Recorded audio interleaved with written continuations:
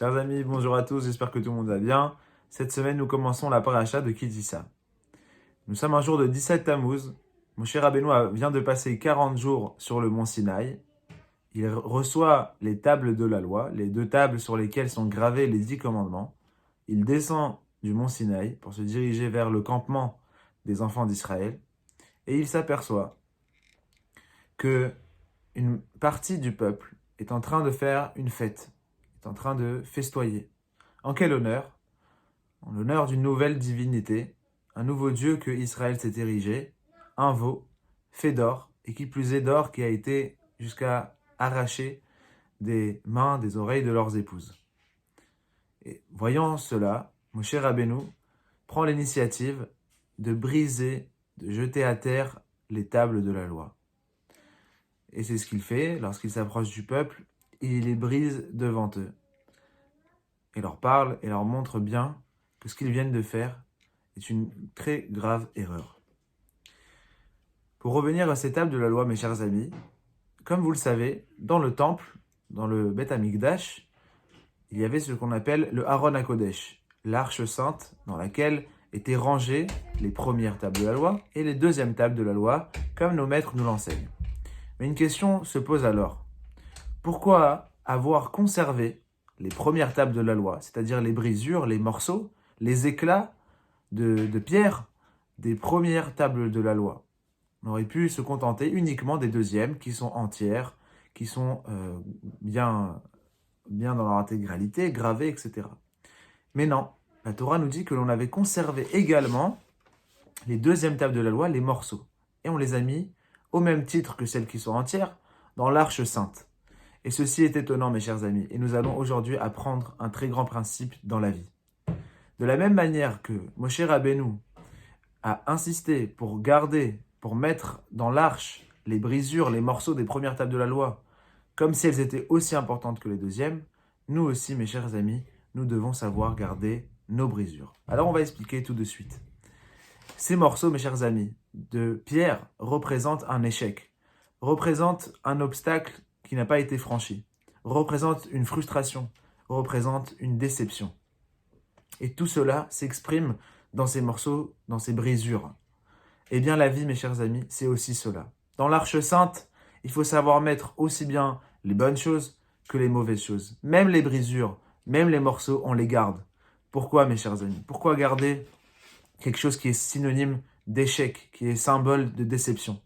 Eh bien, parce que dans la vie, mes chers amis, même ces passages-là sont en réalité des bons passages. Pourquoi? Parce qu'ils sont constructifs, parce qu'ils nous forgent, parce qu'ils nous apprennent à ne pas reproduire les mêmes erreurs, parce qu'ils donnent une leçon à tous les descendants, à tous ceux qui vont suivre cette génération-là. Et jusqu'à aujourd'hui, nous parlons encore du veau d'or et comment se fait-il qu'ils ont pu commettre cette erreur. Et jusqu'à aujourd'hui, nous essayons de rectifier le tir. Eh bien voilà, mes chers amis, pourquoi on garde les brisures? Pourquoi on garde les morceaux? Parce que la vie, elle n'est pas tout rose. La vie, elle n'a pas que de bons côtés, que de bonnes choses. Elle a aussi des côtés qui sont moins bons. Mais ces côtés-là aussi, il faut savoir leur donner leur importance. Pourquoi? Parce que cela nous a permis de surmonter. Cela nous a permis de nous construire, de nous façonner. Et c'est pour cela que ces morceaux sont extrêmement importants. Comme un père, mes chers amis, qui apprend à son enfant, un père, une mère, qui apprend à son enfant à marcher, qui apprend à faire du vélo. Il le sait, nous le savons tous, l'enfant va tomber. On l'aide, on lui tient les mains, mais on le sait qu'en apprenant à marcher, il va tomber. On le sait qu'en lui apprenant à lui faire du vélo, il va forcément tomber. On le sait, tous les parents le savent. Mais ils prennent quand même ce risque-là de laisser un peu l'enfant pousser des ailes, voler par soi-même, même s'il va tomber, parce qu'ils savent que cette chute, cette micro-chute-là, elle est fondamentale pour la construction de l'enfant. Il doit tomber, il doit avoir quelques brisures là, pour pouvoir se construire, pour pouvoir apprendre. S'il ne chute pas, il ne peut pas apprendre. Il est obligé d'avoir des obstacles dans la vie. Et sans ces obstacles-là, on n'avance pas. On n'apprend pas à anticiper des situations.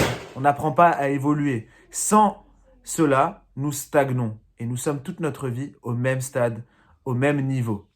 Et pour terminer, mes chers amis, un exemple que j'ai écouté il y a quelques années en Eretz Israël, c'est un rave qui disait La vie, c'est exactement comme quand vous êtes branché à l'électrocardiogramme.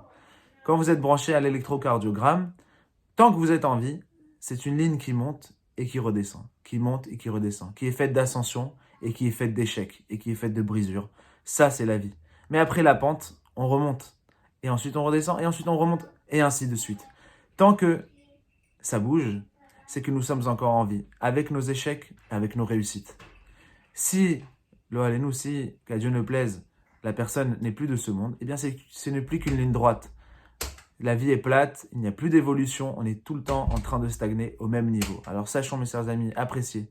Même les moments difficiles, même les moments de brisure, on les garde, on les met dans une arche qui est sainte, et on leur donne toute leur valeur et toute leur importance. Tiskou la mitzvot, Shabbat, Shalom ou Mevorach.